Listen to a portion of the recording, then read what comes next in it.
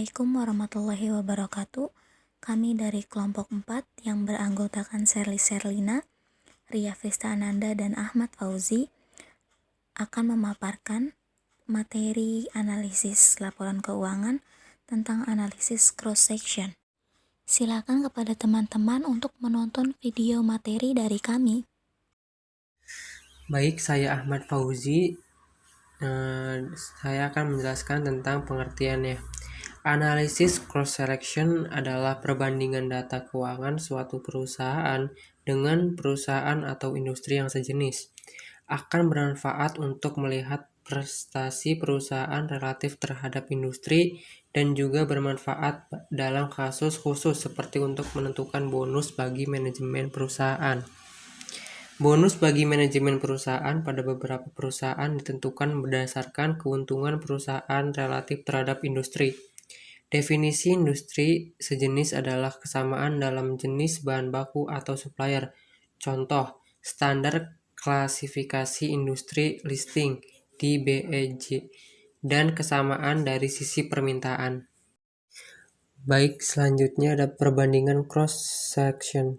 Analisis cross-section atau perbandingan dengan perusahaan atau industri yang sejenis akan bermanfaat untuk melihat prestasi perusahaan relatif terhadap industri dan juga bermanfaat dalam kasus khusus seperti untuk menentukan bonus bagi manajemen perusahaan. Bonus bagi manajemen perusahaan pada beberapa perusahaan ditentukan berdasarkan keuntungan perusahaan relatif terhadap industri. Apabila perusahaan memperoleh untung di atas industri, manajemen perusahaan akan memperoleh bonus dan tidak memperoleh bonus apabila yang terjadi sebaliknya.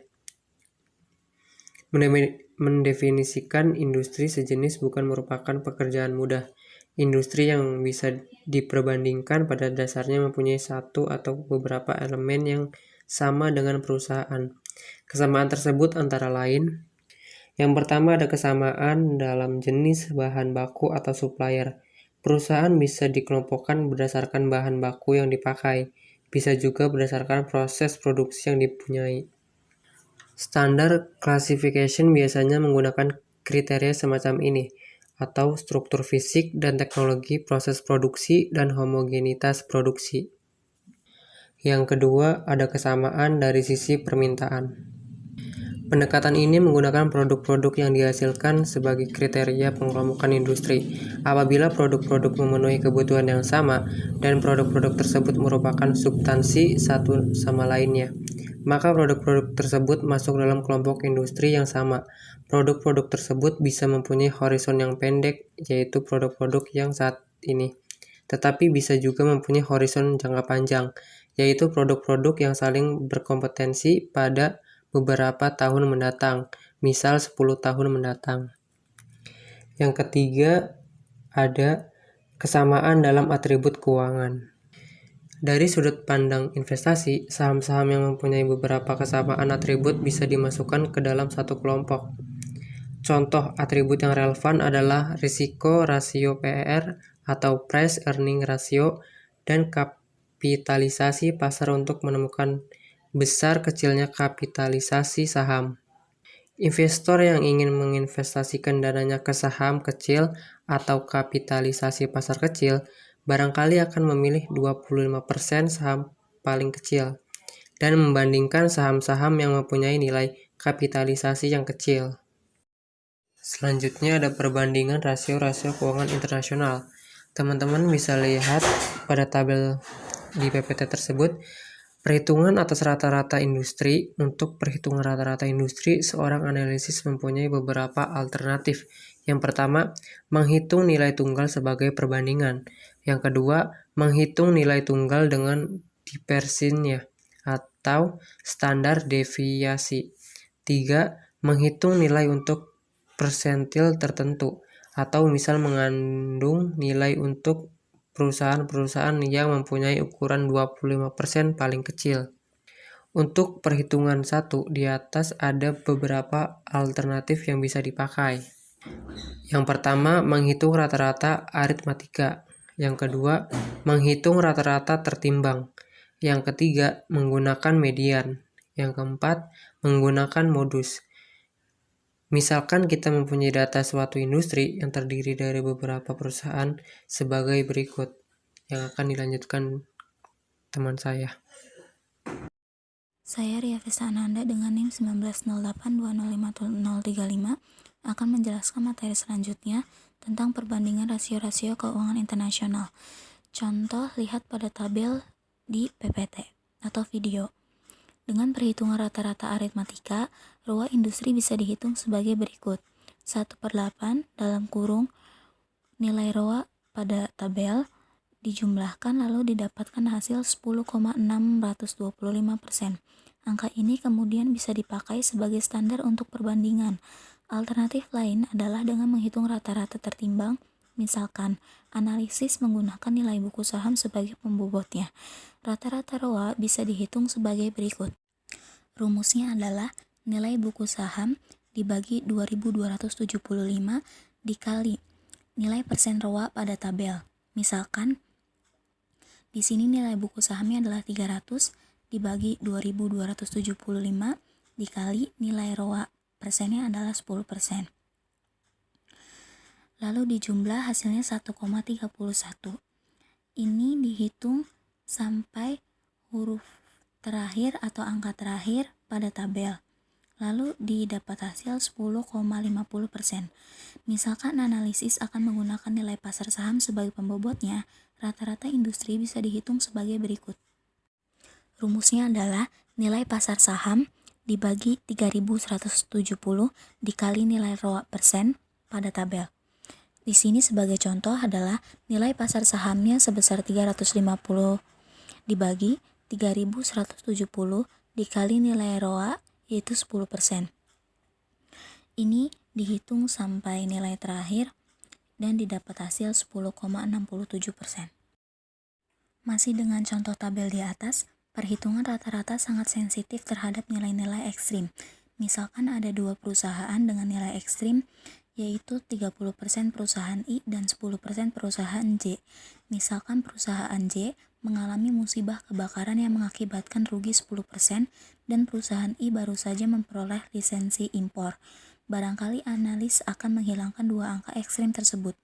Dengan cara semacam itu angka-angka outlier bisa dihilangkan dengan tidak merusak analisis.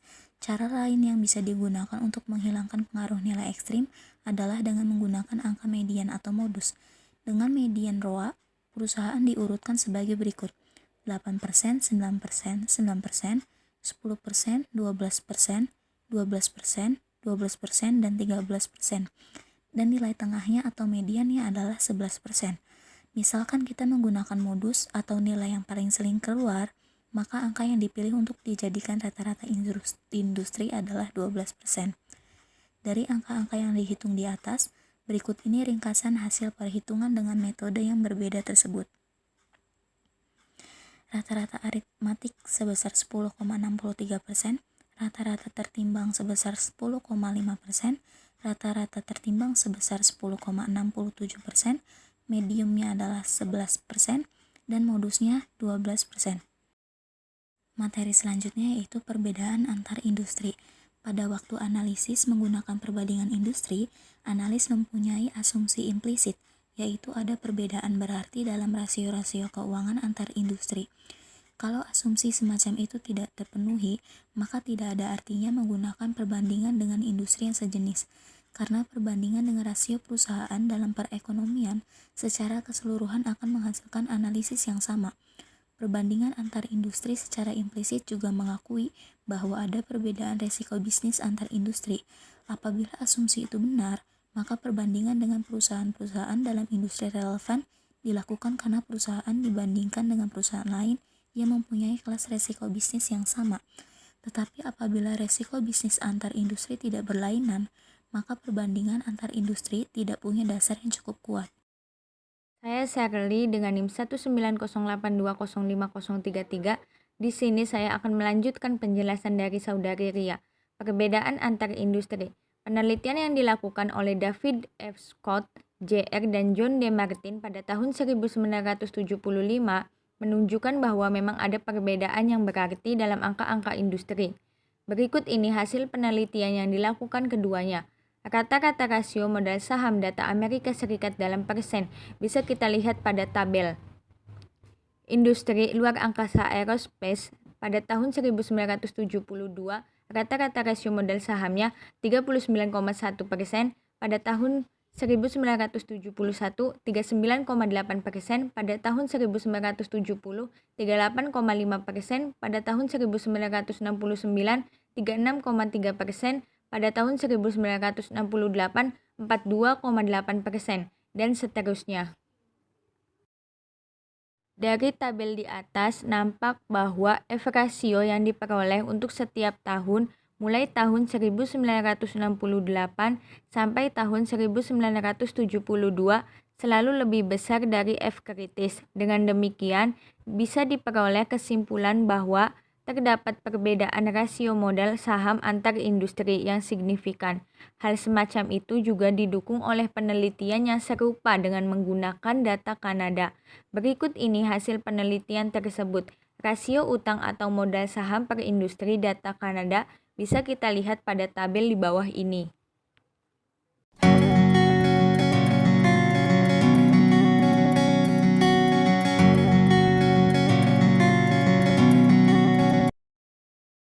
Nilai F kritis 1,83 untuk tingkat signifikasi 5% dari tabel di atas, nampak bahwa tidak ada perbedaan rasio utang atau modal saham antar industri. Nilai F hitung untuk setiap tahun lebih kecil dari nilai F kritis dengan tingkat signifikasi 5%. Berikut ini data rasio keuangan Indonesia untuk beberapa industri yang dipilih secara acak. Rata-rata industri di Bursa Efek Indonesia pada Februari tahun 1995.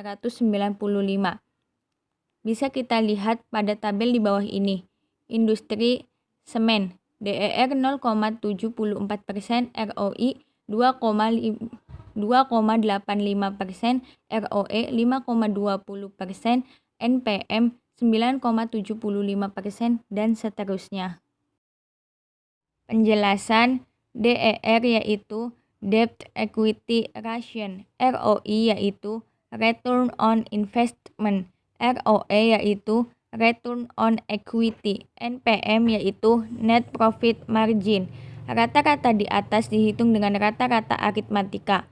Analis bisa mempunyai fleksibilitas yang lebih besar dalam hal penentuan industri yang dipilih, karena klasifikasi dari Bursa Efek Indonesia barangkali tidak memuaskan, dan juga dalam hal hitungan rata-rata industri, analis di atas memasukkan data outlier seperti kerugian pada beberapa perusahaan.